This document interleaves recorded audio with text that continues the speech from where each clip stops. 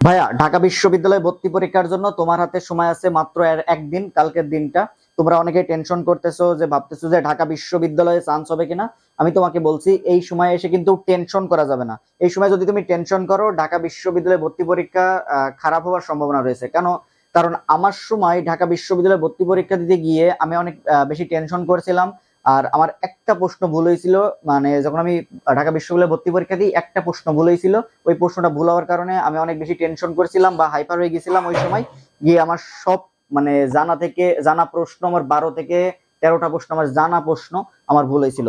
এজন্য টেনশন করা যাবে না, তোমার স্ট্রেস ফ্রি থাকতে হবে, টেনশন ফ্রি থাকতে হবে।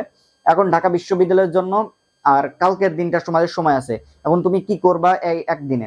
দেখো, একদিনে তুমি বাংলা যে বিষয়গুলো আছে, যে সাজেশন গুলো দিয়েছিলাম, সাজেশন গুলো বাংলা, ইংরেজি, সাধারণ জ্ঞান, এইগুলো তুমি মানে ঘুরাই ফিরাই দেখতে পারো। মানে তোমার হুবহু মুখস্থ করতে হবে এমন না, তুমি দেখতে পারো যে এইটার অপশন এইটা হবে, যাতে অপশন দেখে পরীক্ষার হলে মনে পড়ে যায়। তুমি বাংলা ইংরেজি পারবা, কিন্তু সাধারণ জ্ঞানের জন্য তোমার একটা ভালো মার্ক তোলা লাগবে। এজন্য তুমি এখন বেশি বেশি সাধারণ জ্ঞান দেখো, মানে চোখ বুলাও, তোমার মুখস্থ করা লাগবে না, জাস্ট চোখ বুলাও। এখন কিন্তু তোমার ওই যে মুদ্রা, প্রত্যেকটা যেই তোমার দেশের মুদ্রা, তোমার হচ্ছে পার্লামেন্টের নাম, এতগুলো পড়ে কিন্তু এখন তোমার এই যে টাইম মানে পড়া যাবে না। এগুলো এগুলো ঢাকা বিশ্ববিদ্যালয়ে আসেও না, পড়াও যাবে না। মানে জাস্ট নতুন কোনো দেশের মানে নতুন নতুন যেই মানে দেশে কোনো একটা সংগঠনে যুক্ত হয়েছে, কোনো একটা সংস্থা, কোনো একটা মানে দেশ, মানে কোনো একটা দেশ কোনো একটা সংস্থায় যুক্ত হয়েছে, ওই মানে দেশগুলোর তুমি মুদ্রা বা পার্লামেন্টের নাম বা প্রধানমন্ত্রী বা রাষ্ট্রপতির নাম তুমি মাথায় রাখতে পারো।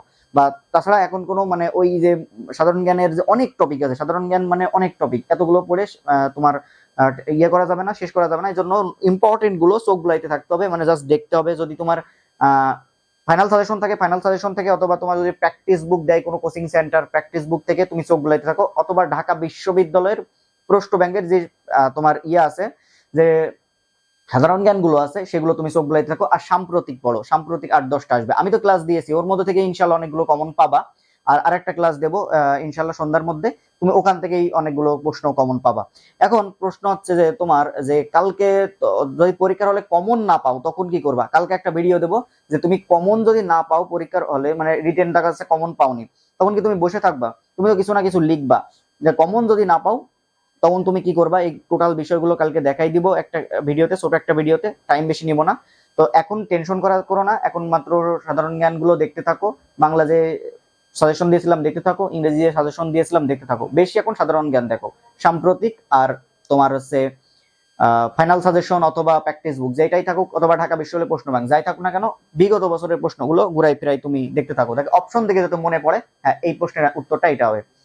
তো দেখা হবে ভাইয়া পরবর্তী ভিডিওতে। তোমাদের স্লাইড নিয়ে এখন কাজ করবো আবার। তো ছোট একটা ভিডিও দিলাম এর মধ্যেই, যে তারা টেনশন করতেছে তাদের জন্য একটা ভিডিও দিলাম। টেনশন করা যাবে না, এখন তুমি পড়তে থাকো, ইনশাল্লাহ তোমার ভালো কিছু হবে। ও আরেকটা বিষয় হচ্ছে, যাদের সেন্টেন্স মেকিং নিয়ে সমস্যা আছে, তাদের জন্য একটা ছোট্ট একটা ভিডিওর লিংক দিয়ে দিচ্ছি আমার ডিসক্রিপশন বক্সে বা কমেন্ট বক্সে। আমি এই ক্লাসটা আগেই নিয়েছিলাম 2 মাস আগে, ওই ক্লাসটা দিয়ে দিচ্ছি। ওই ক্লাসটা যদি দেখো, সেন্টেন্স মেকিং সম্পর্কে তোমার পুরোপুরি ধারণা হয়ে যাবে। তোমার মানে পুরো মানে সেন্টেন্স মেকিং সম্পর্কে পুরো ক্লিয়ার হয়ে যাবে তোমার একদম, এবং তুমি অন্তত ওয়ার্ড দিলে সেন্টেন্স মেক করে আসতে পারবা ঢাকা বিশ্ববিদ্যালয়ে ভর্তি পরীক্ষায়। তো ক্লাসটা যদি দেখো, তোমার জন্য অনেক ইফেক্টিভ হবে। আমি ক্লাসটা লিংক তোমার ডিসক্রিপশন বক্সে দিয়ে দিচ্ছি। দেখা হবে পরবর্তী ভিডিওতে। ততক্ষণ সবাই ভালো থাকো, আসসালামু আলাইকুম।